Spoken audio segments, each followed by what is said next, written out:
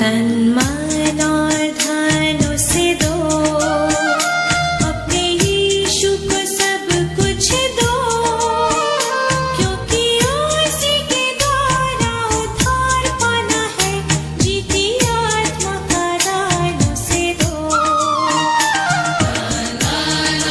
धन उसे दो। परमेश्वर के धन्य नाम की महिमा हो। आज के आराधनात्मक मनन की ओर आप सभी का बड़े प्रेम के साथ स्वागत करता हूँ। आइए आज के मनन के लिए हम पढ़ते हैं अय्यूब अध्याय 13 पद 15। वह मुझे घात करेगा, मुझे कुछ आशा नहीं, तो भी मैं अपनी चाल चलन का पक्ष लूंगा। रचना काल को देखा जाए, यह अनुमान किया जाता है कि अय्यूब की पुस्तक बाइबल की सबसे पुरानी पुस्तक है। अय्यूब को बाइबल पंडितों के द्वारा अब्राहम के समकालीन व्यक्ति के रूप में मानते हैं, अर्थात अब्राहम जिस जमाने में जीवित था उसी जमाने में अय्यूब भी जीवित। यहूदियों के पौराणिक विधि व्यवस्थाओं का जिक्र किया गया ग्रंथ तलमूद के अनुसार अय्यूब की पुस्तक की रचना मूसा उस समय की थी जब वह मिद्यान में था। निर्गमन 3:1। अय्यूब का जीवन परमेश्वर के प्रति एक भक्त का आत्मसमर्पण का सर्वोत्तम उदाहरण है। प्रारंभ में पढ़ी गई पद का अंग्रेजी अनुवाद इस प्रकार है, though he slay me I will hope in him. मेरी हिंदी कमजोर होने की वजह से हो सकता है मुझे हिंदी अनुवाद उतना समझ में नहीं आया। अंग्रेजी के अनुवाद को यदि हम सीधे हिंदी की ओर अनुवाद करें तो वो इस प्रकार होगा, वो मुझे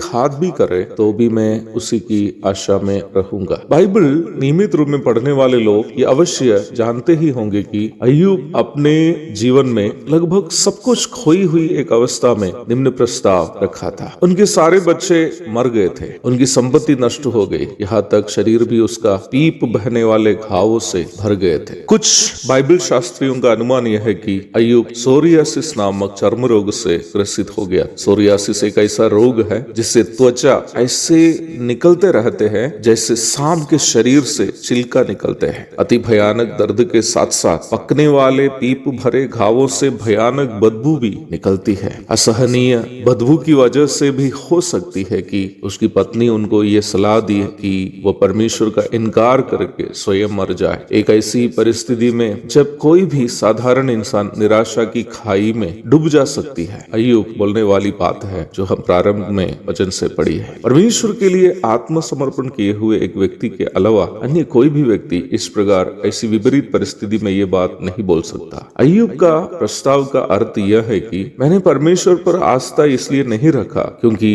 परमेश्वर ने मुझे संपत्ति, संतान या सेहत से आशीषित किया। मैंने परमेश्वर पर इसलिए आस्था रखा था क्योंकि वो परमेश्वर है। आस्था रखने और आराधना करने के लिए वह लायक है। आत्मसमर्पण का इससे उत्तम उदाहरण शायद ही हम कोई दूसरा इंसान में देख पाएंगे। आत्मसमर्पण और आराधना एक सिक्के के दो पहलू के समान। एक प्रकार देखा जाए आत्मसमर्पण से बड़ी आराधना है भी नहीं। रोमी 12:1 में हम इस प्रकार पढ़ते हैं, इसलिए हे भाइयों, मैं तुमसे परमेश्वर की दया स्मरण दिलाकर विनती करता हूँ कि अपने शरीरों को जीवित और पवित्र और परमेश्वर को भावता हुआ बलिदान करके चढ़ाओ, यही तुम्हारी आत्मिक सेवा है। अंग्रेजी के अनुवाद में इस पद का अंतिम भाग इस प्रकार है, it is your spiritual service of worship. आप इस बात को अवश्य जानते ही होंगे कि बलिदान शब्द पुराना नियम में आराधना को सूचित करने वाला एक शब्द है। नया नियम की ओर आते समय प्रेरित पौलुस भी परमेश्वर के प्रति अपने आत्मसमर्पण से प्रेरित होकर जितनी भी बातें उनके लाभ की थी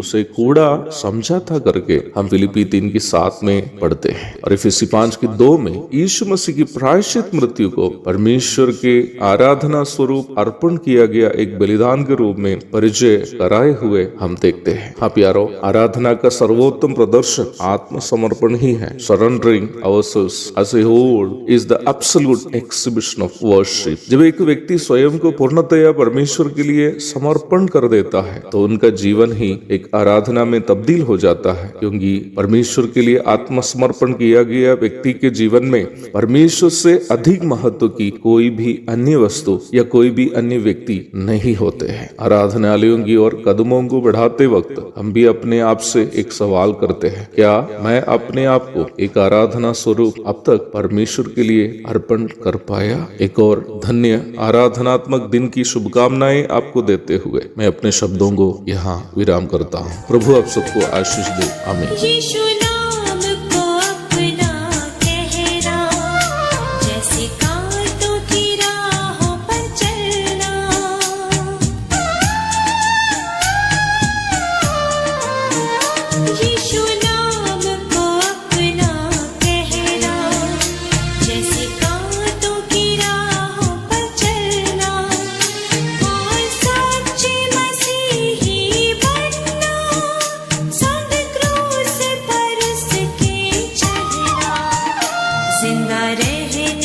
शक्ति